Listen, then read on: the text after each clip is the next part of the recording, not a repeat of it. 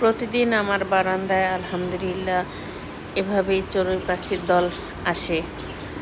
ওরা এসে খুনসুটি করে, পানি খায়, চাল দিয়ে রেখেছি, চাল খায়।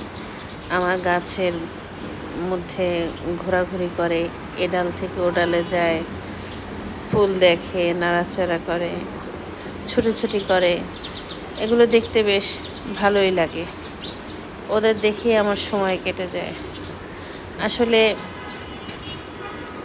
পরিবেশের মধ্যে পশু পাখি, কুকুর বিড়াল, ওদের সবাইকে নিয়েই তো আমাদের থাকতে হয়।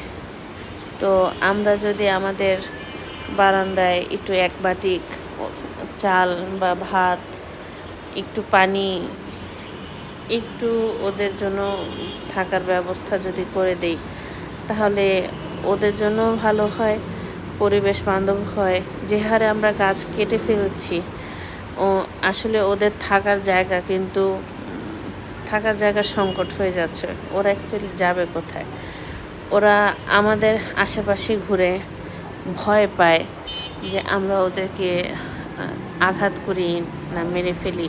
অ্যাকচুয়ালি আমরা অনেকেই তো ওদেরকে আঘাত করি। তো ভয় পাওয়াটাই স্বাভাবিক। ওরা ভয়ে ভয়ে আসে, ভয়ে ভয়ে চলে যায়।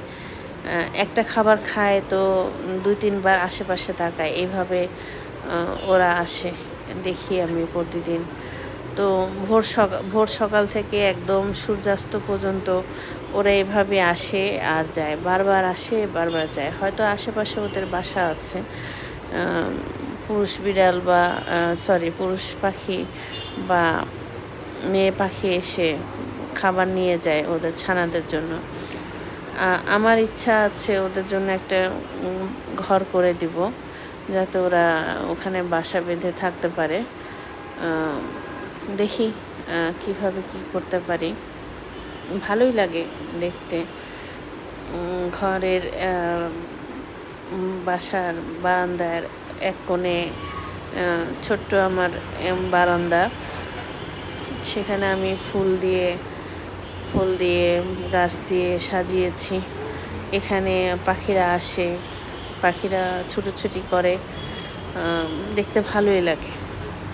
আপনারাও আপনাদের বারান্দাকে এভাবে সাজাবেন, পাখিদের জন্য একটু খাবার দাবারের ব্যবস্থা করবেন।